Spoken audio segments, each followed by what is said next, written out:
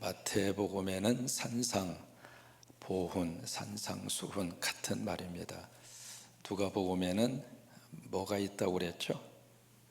평지. 그래서 이제 평지 설교 또는 평지 수훈 그렇게 표현을 합니다.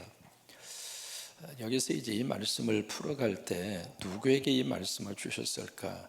가장 중요한 것은 첫 번째 독자입니다. 그러니까 첫 번째 이 말씀을 주셨을 때 누구를 대상으로 이 말씀을 주셨을까? 거기에 대한 이해가 없으면은 그 말씀에 대한 본질적인 의미를 찾아가는 데 있어서 혼선이 옵니다. 크게는 이제 두 가지로 이렇게 나눌 수 있거든요. 첫째는 유대 크리스찬, 그 다음에 아직 예수를 안 믿는 유대인들, 그 다음에 세 번째는 이방인들.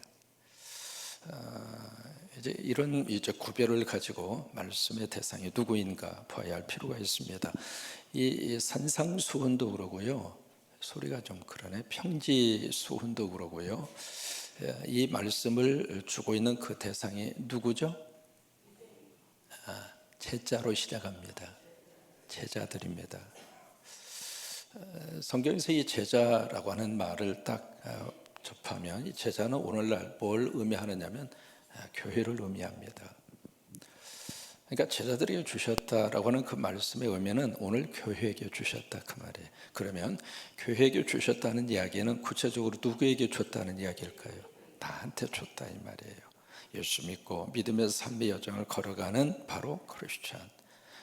예수 안 믿고 교회하고 전혀 상관이 없는 사람들에게 이 말씀을 선포한 게 아닙니다.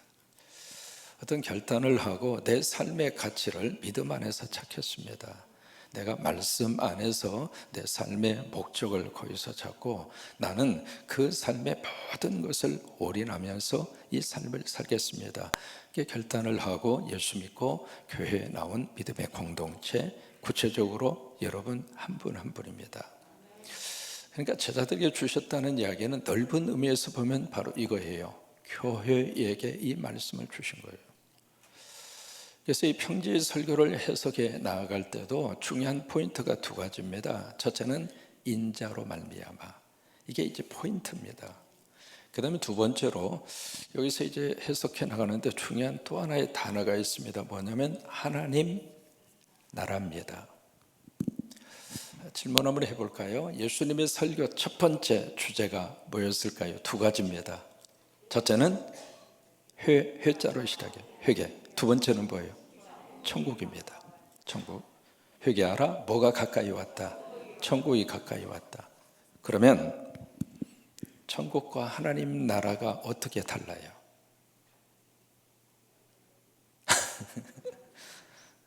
자, 생각을 해보세요. 천국과 하나님 나라가 같아요? 틀려요? 그죠? 맞아요. 잘 여러분 구별하시기 바랍니다.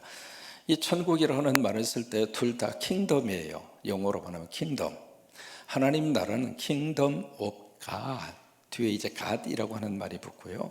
천국이라는 말은 킹덤 오브 헤븐입니다. 헤븐이라고 하는 말이 붙거든요. 그래서 모두가 다 킹덤이에요. 하나님 나라 그 개념을 가지고 있잖아요. 그러면 이 하나님 나라와 천국의 개념을 성경에서는 어떻게 쓰고 있는가 같이 혼용해서 씁니다. 근데 이게 복음서마다 특징이 있어요. 예를 들면 이 천국이라고 하는 단어는 마태복음에만 나옵니다. 이 단어가 마가나 누가나 요한복음에는 천국이라는 단어가 나오지 않습니다. 오로지 마태복음에만 이 천국이라고 하는 단어가 나오는데 몇 번 나오느냐면 36번 나옵니다.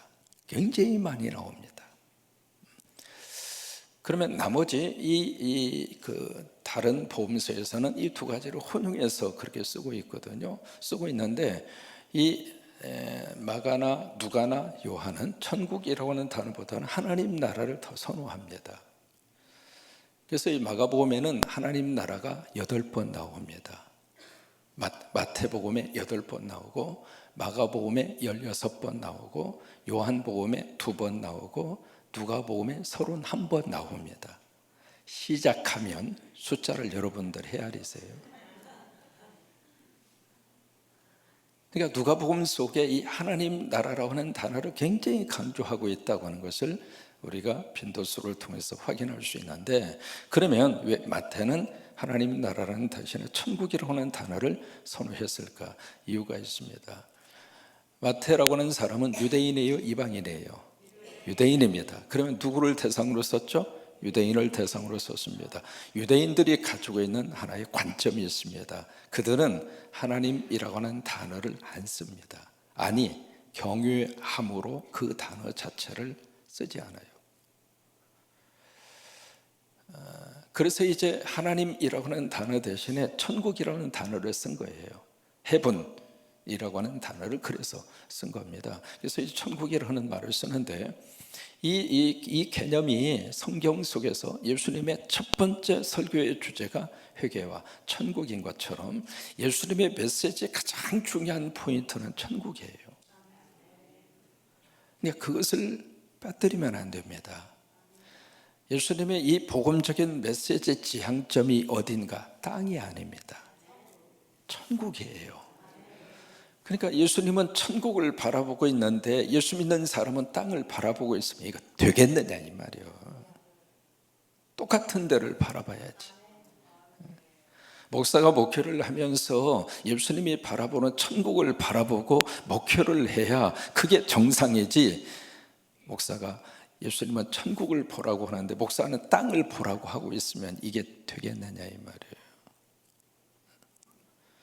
그러니까 이 땅에 오셔서 예수님이 우리에게 주시려고 했던 가장 중요한 복음의 핵심 가치의 목적지는 어디인가?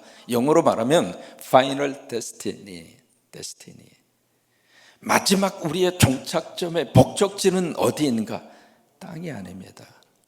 천국입니다. 하나님 나라입니다.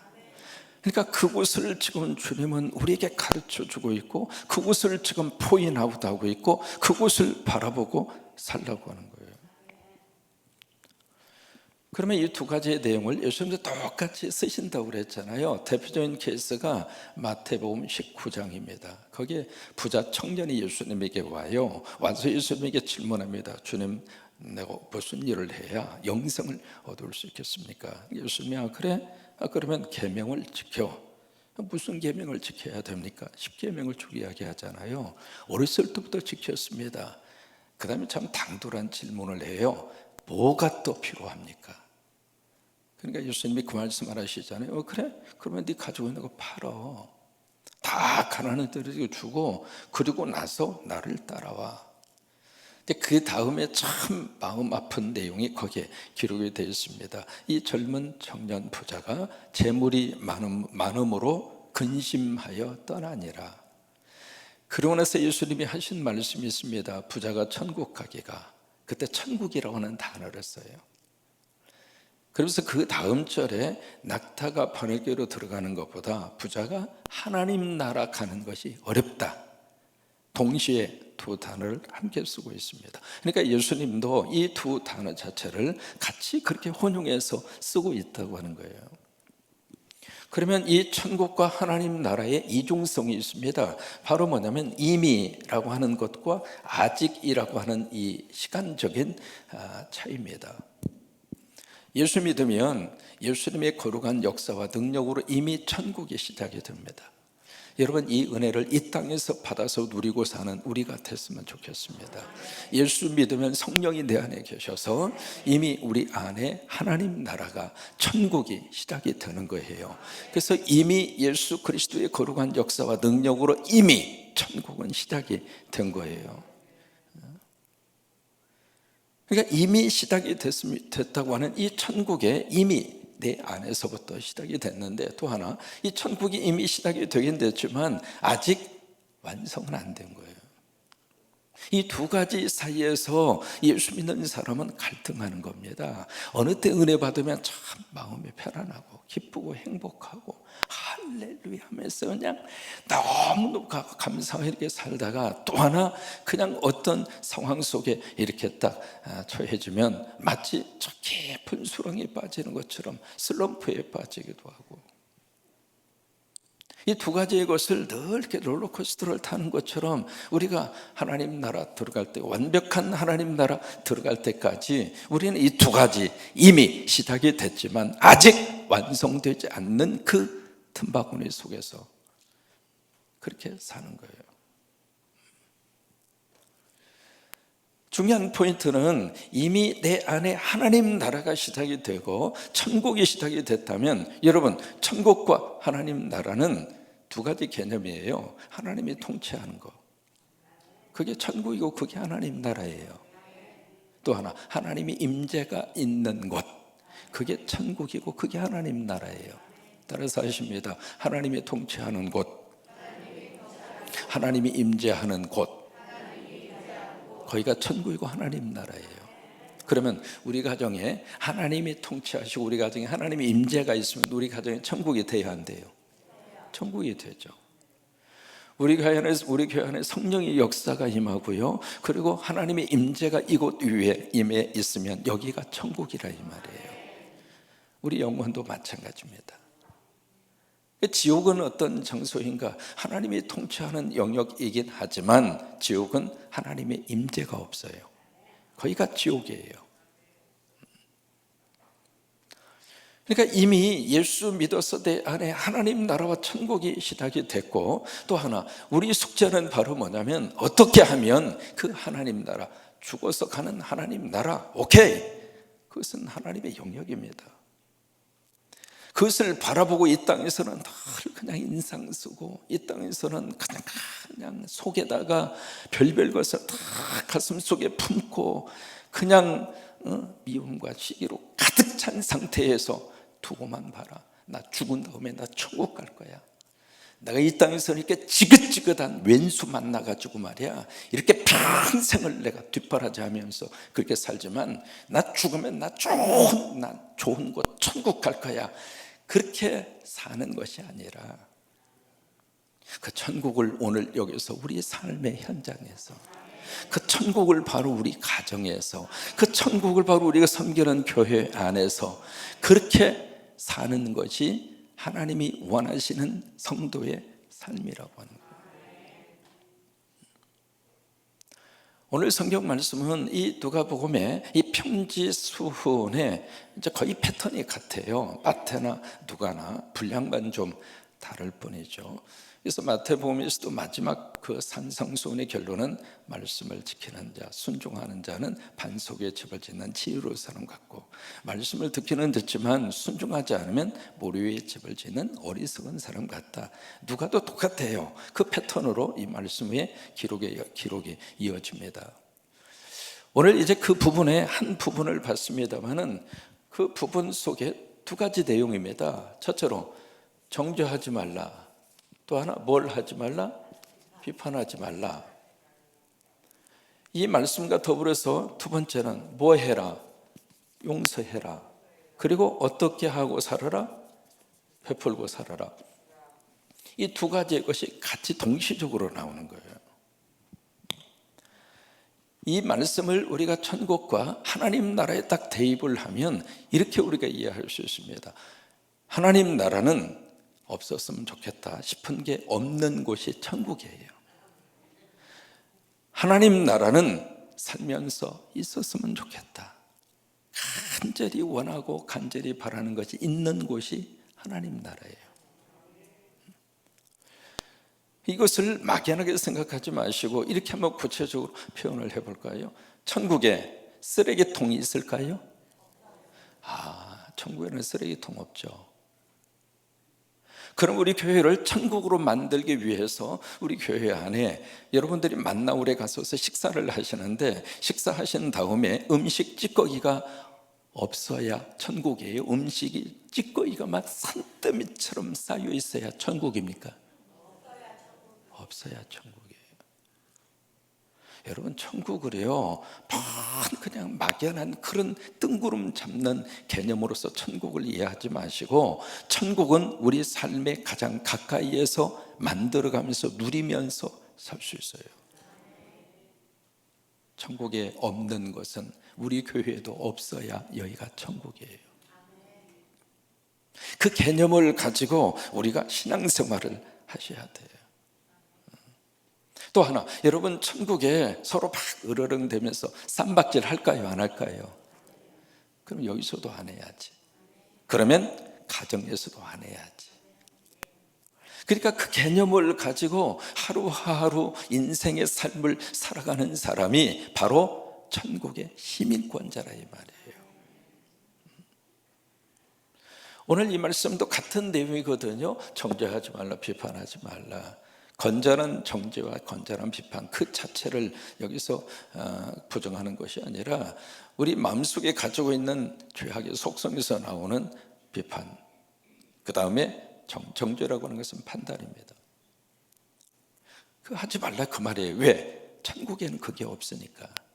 우리가 장차 우리 바라보고 장차 영원히 살 그 나라에서는 그게 없으니까 그걸 오늘 우리 삶에다가 가지고 와서 내 삶의 자리에서 옆에 있는 사람 좀 실수하고 옆에 있는 사람이 조금 부족함이 있다 할지라도 막 손가락질하면서 막 우리가 손을 가지고 이렇게 지적하면 나머지 손가락은 누구를 향해서 와요? 그거 기억하고 살라 그 말이에요. 그래야 거기가 천국이에요. 가정 안에서도 이렇게 좀 찌개 끓이다 보면 좀 싱겁기도 하고 짜고 그럴 수도 있지. 싱거우면은 소금 쳐먹고 짜면 물 이래저래 잡수시면 되잖아요. 어차피 들어갈 거 가지고 뭐 그렇게 그거 가지고 인상 팍 쓰면서 여러분 밥상에서 인상 쓰면 위장이 놀래가지고 소화불량증에 걸려요. 내가 살고 있는 삶의 자리를 어떻게 하면 천국으로 만들어 갈까? 여러분이 비판과 정죄의 대표적인 케이스를 두 가지를 들 수 있습니다. 첫째로 누구인가? 요셉이에요. 17살 티네이저 시절에 형제들에 의해서 팔렸잖아요. 그때부터 가슴 속에 참 몰아죽을 수 없는 한 맺힌 그런 마음이 생기지 않았을까요? 그렇게 해서 이제 애굽의 종노릇이 돼서 노예 삶을 사는데 이 형제들 생각할 때마다 사람이 그래요. 가장 가까운 사람이 참 고맙기도 하지만 가장 가까운 사람이 속을 뒤집어 놓는 거예요. 미국 사람이 일부러 와가지고 여러분 속 뒤집어 놓고 비행기 타고 가는 사람 봤어요? 늘 만나야 되는 사람, 늘 가까이 있는 사람, 그 가까이 있는 사람들 속에서 인간관계 때문에 참 속상하기도 하고 마음 아프기도 하고. 요셉은 다른 사람이 아니라 그래도 형제잖아요. 배다른 형제, 아버지는 같잖아요. 근데 어떻게 그럴 수 있겠는가? 이해가 안 되잖아요. 이게 이해가 되면 마음도 생각도 이렇게 풀어질 수 있는 가능성이 있습니다. 근데 이해가 안 되면 그 사건이 가슴에 그냥 콕 하고 박히는 거예요. 그러다 결국 형제들이 왔습니다. 여러분 창세기를 읽으시면서 뭘 느끼셨는지 모르겠습니다만은 이 요셉이 형제들 4번을 만나는데요, 4번을 만나는 동안에 요셉이 뒤로 가서 막 울어요. 그러면서 이 형제들에게 뭔가를 요구합니다. 왜 그랬을 것 같아요? 그 요셉의 마음속에 만약에 그 형제들을 비판과 정죄함으로 딱 보았다면 보는 순간 끝났죠. 그러나 요셉은 그 사건으로 인해서 평생을 형제들에 대한 비판과 정죄의 마음으로 그 자기의 인생을 소비하지 않았습니다. 결정적으로 아버지가 세상을 떠납니다.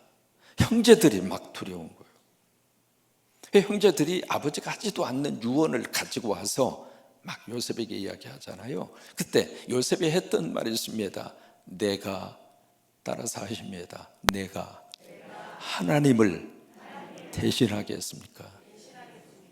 그게 요셉의 영성입니다. 내가 하나님을 대신하겠습니까? 우리는 자칫 잘못하면 꼭 하나님의 자리에 내가 올라가 있습니다.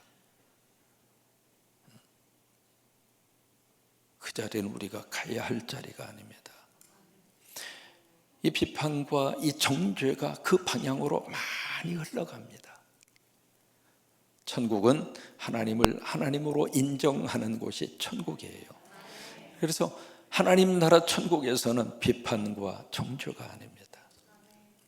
또 하나 두 번째 케이스를 어디서 볼 수 있느냐면 가늠하다 현장에서 잡힌 여인 이야기 기억하시죠? 사람들이 와서 막 예수님에게 모세의 율법에 죽이라고 그랬는데 어떻게 하겠습니까? 이미 손에는 돌멩이 들고 왔어요. 이미 마음속으로 던졌어요? 안 던졌어요? 던진 거예요. 이미 입으로 그렇게 이야기하면서 이미 마음으로는 이미 던져서 죽인 거예요. 다만 행동하지 않은 것뿐이죠. 예수님이 이제 땅에다 뭔가를 쓰시잖아요. 그래도 그냥 사람들이 막 윽박을 지르면서 또 땅에다 2번 쓰세요. 2번. 그리고 나서 사람들이 아우성 소리가 그치지 않으니까 예수님이 일어나서 그때 하신 말씀이 너희 중에 죄 없는 자가 먼저 돌을 들어쳐라. 여러분, 이 세상에 그 말씀 앞에 자유로운 사람이 누가 있습니까? 그렇다면 우리 손에 들고 있는 돌멩이 내려놓으라 이 말이에요. 던지지 말고 눈 딱 감고 들었으니까 던지고 보자. 그건 믿음의 사람이 할 행동이 아닙니다. 천국에서는 그런 일이 없습니다. 그래서 두 번째로 이 천국의 삶의 두 번째의 내용을 이 두 가지로 말씀을 하십니다. 용서하라, 그리고 주어라, 베풀어라. 용서 부분이 나오면 주기도문을 여러분 기억하셔야 돼요. 나를 용서해 달라고. 그러니까 주님이 나를 내가 누군가를 용서하듯이 주님이 나를 용서해 주옵소서. 그 주기도문 기억하시잖아요. 그 주기도문을 잘 이해를 하셔야 돼요. 내가 용서하지 않으면 예수님도 나를 용서하지 않을 거야. 그게 아니에요. 그게 예수님이 주신 큰 비유입니다. 1만 달란트 빚진 자, 100데나리온 빚진 자. 그 내용 기억하십니까? 그 액수를 성서적인 액수 개념으로 생각하니까 감이 잘 안 올 거예요. 1만 달란트 빚진 자, 그 사람이 이제 탕감을 받았습니다. 너무 행복해요. 그래서 기쁜 마음으로 아멘 할렐루야, 주님이 나에게 할렐루야. 여러분이 지고 있는 모든 이 신용카드의 빚이 한꺼번에 없어진다고 생각해 봐요. 너무너무 기쁘죠. 행복하죠. 그래서 이제 탕감받고 기쁜 마음으로 가다가 친구를 만났는데 그 친구가 100데나리온 자기에게 빚진 거예요. 달라 이거예요. 미안하다고. 지금은 줄 수 없지만 내가 최선을 다해서 주겠다. 아니라고. 지금 갚으라고. 마누라라도 팔아서 돈을 내놓으라고. 이 감옥에 집어넣어 버렸잖아요. 그 광경을 지켜보고 있던 친구들이 해도 너무하네. 자기가 탕감받은 게 얼마인데 그 좀 기다려주지. 안 준다는 것도 아니고 주겠다는데 감옥에 집어넣을 수 있겠느냐고. 이 친구들이 화가 나서 그 임금에게 가서 고자질을 하잖아요. 그러니까 이 왕이 다시 끌어들여서 이제 그 내용이잖아요. 좀 어느 정도 기억하시죠? 그러면 1만 달란트가 현재 우리 화폐 개념으로는 어느 정도의 액수일까? 6조 원입니다. 6조예요. 작아요, 커요? 애게게 하시는 분들은 상당한 부자입니다. 내가 탕감받은 액수가 6조란 말이에요. 하나님이 나에게 용서해 주신 것이 6조예요. 그 가치 개념으로 그렇게 계산할 수 있는 건 아니겠지만 십자가에서 내가 용서받은 죄에 대한 용서의 양이 그만큼 크다 이 말이에요. 그러면 인간관계 속에서의 용서의 개념은 100데나리온. 100데나리온이 얼마나 될까? 1000만 원입니다. 자, 6조하고 1000만 원하고 비교가 됩니까? 이미 용서받은 거예요. 내가 용서해야 용서해 주신다 그 말이 아닙니다. 이미 예수님은 우리를 용서해 주셨어요. 아멘. 다시 한번 아멘. 1만 달란트의 빚을, 상상할 수 없는 그런 죄를 이미 예수님은 용서해 주셨어요. 그 용서받은 자로 인간 관계에서의 용서라고 하는 것은 믿음의 입장에서 보면 100데나리온이라 이 말이에요. 용서받았으니 용서하고 살아라 그 말이에요. 그게 천국이에요. 그리고 베풀고 살아라, 주어라. 주는데 참 기가 막힌 복의 역사가 그 말씀 속에 감추어져 있습니다. 주라, 그리하면 내가 너희에게 도로 주겠다. 자, 보실까요? 주라고 하는 관점에 포커스가 있을까요? 다시 주고 싶다고 하는 마음에 포커스가 있을까요? 주고 싶다 이 말이에요. 받기를 원하느냐? 그러면 받을 수 있도록 하면 내가 받게 해줄게 그 말이에요. 이 아이가 말이죠, 사탕을 막 달라고 그럽니다. 그 엄마가 그래요. 아이 손에 2개의 사탕이 있으면 엄마한테 사탕 하나 줘봐. 그러면 엄마가 10개 줄게. 그러면 그 아이 입장으로서는 머리가 복잡하죠. 하나 주고 10개를 받을까? 아니면 하나 가지고 그냥 끝낼까? 그러면 엄마 입장으로서는 그 아이에게 하나를 달라는 것은 빼앗기 위함입니까? 주기 위해서 그런 겁니까?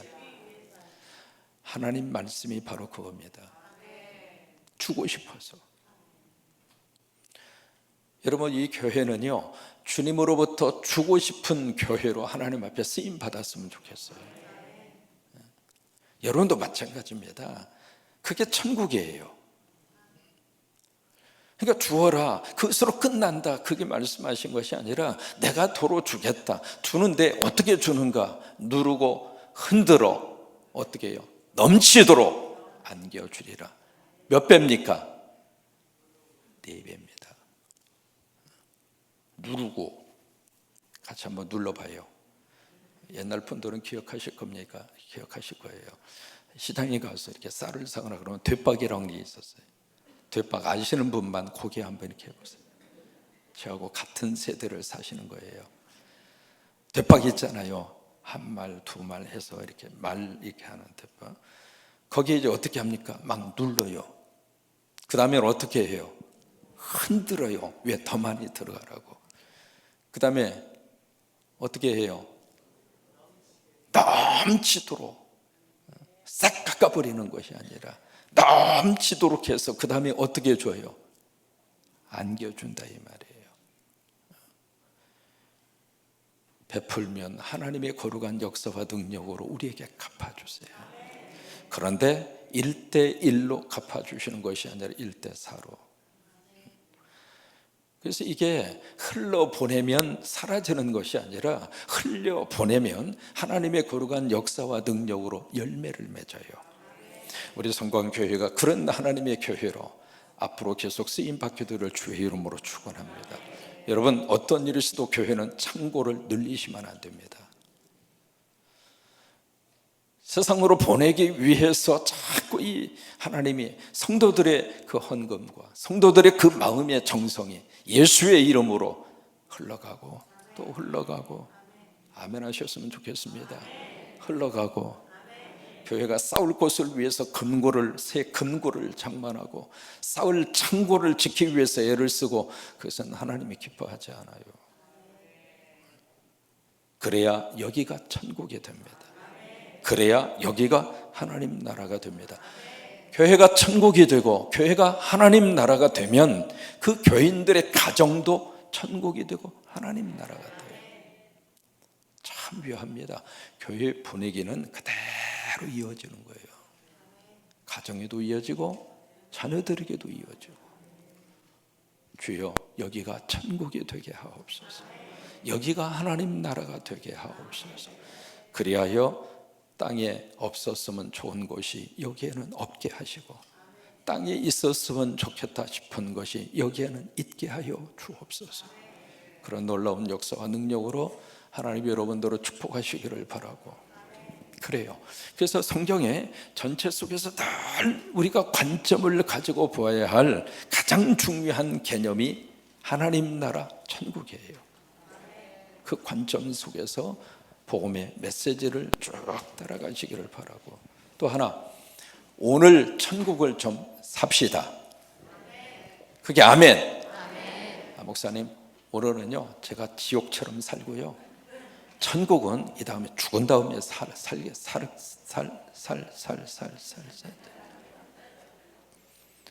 가장 안타까운 신앙생활입니다. 물론 예수 믿으니까 천국 가죠.